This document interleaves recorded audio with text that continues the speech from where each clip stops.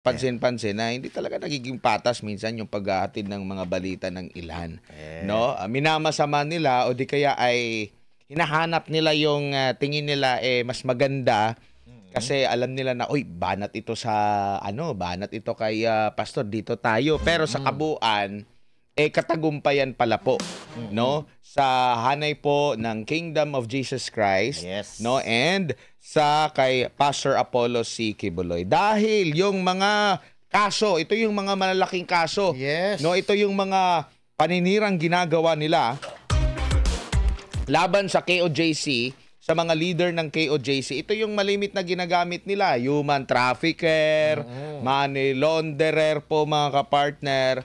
Pero ito po, no?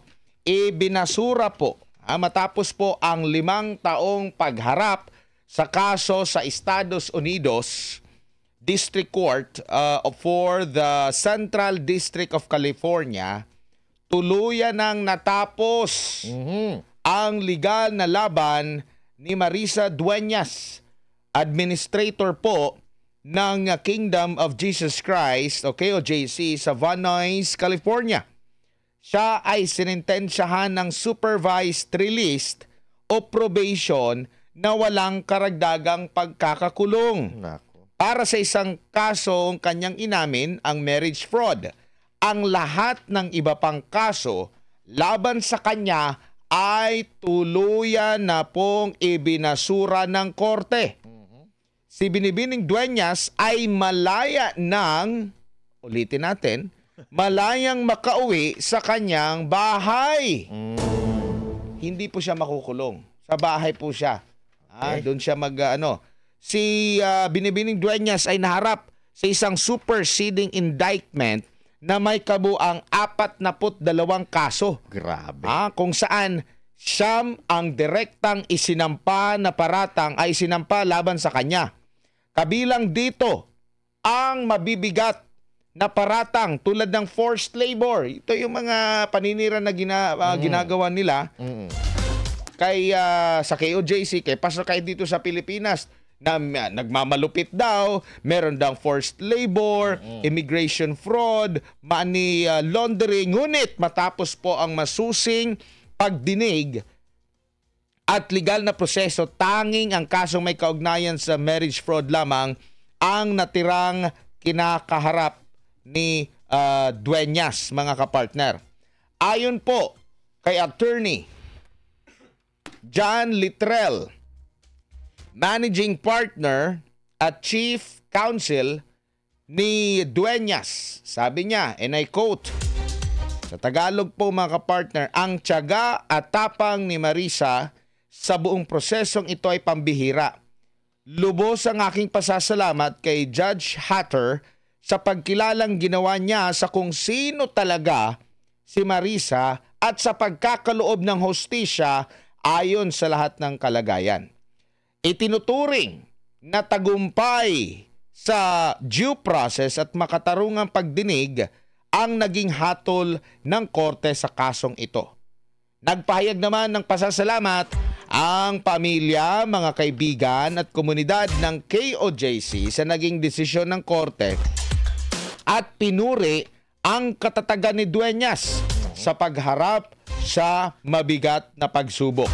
Matapos po ang tagumpay na ito sa korte, maaari nang magpatuloy si Marisa Dueñas sa kanyang buhay ng malinis ang pangalan mula sa pinakamabibigat na paratang laban sa kanya, Master Judea. Ayun.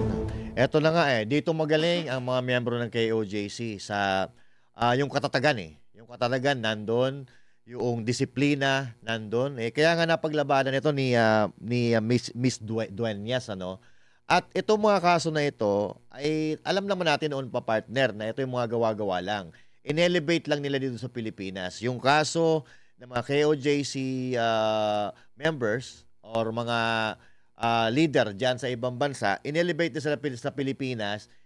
Si pastor ngayon ang kinasuhan nila dito. Naakala nila, mapapatumba nila si Pastor Apollo C. Quiboloy together with the SMNI and KOJC, pero dahil nga sa tatag ng KOJC at ng SMNI at sa paniniwala na walang ginagawang masama nagiging matibay.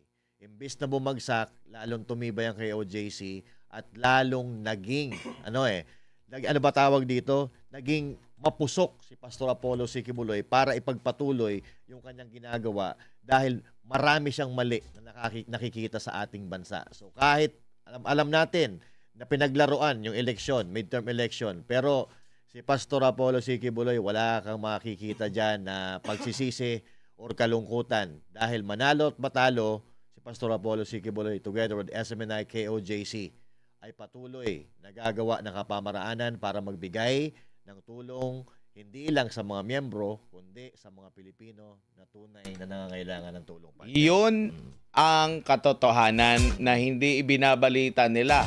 Bagkus, tinitwist talaga nila. Yes. Pero sabi nga doon, may malaya na po siya makauwi sa kanyang bahay na malinis ang pangalan mo. Di biro po na bintangan ka ng human trafficking. Yes. Dito pinagbintangan din na human trafficking, no, na human trafficker itong ilang leaders ng KOJC. Yes. Pero ibinasura. Ulitin ko. Ibinasura. Basura. Garbage. Oo, ibinasura po ang naturang mga kaso. Para at least mabigyan natin ng diin kasi hindi ito binabalita nila Wala. Iba.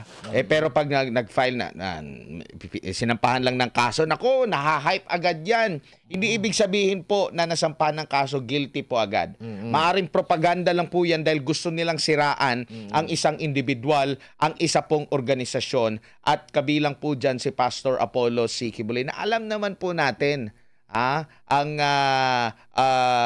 dahilan dito, Master Jedea, sa mga kasong isinampa dito sa Pilipinas, yung mga rape case, sa mga susunod na araw, malalaman natin kung ano talaga yung katotohanan na ukol dyan, binubuhay, yung patay na, parang ganun, yung kanilang mga naghahanap ng butas para masiraan lang nila yung mga political persecution. Yes. 'Di ba? Mga political persecution na nangyayari po, mga kapartners. Kaya wag po tayong maging dito, yung parang maniwala agad-agad sa mga nakikita nyo. Kahit na yung simpleng pagsasampa ng kaso, wag agad, no? Gullible. Oo, wag tayong ganyan. Oo, na maloko, magoyo, mabudol. Yun. Oo, 'di ba? Sa mga ganyan po, mga kapartners.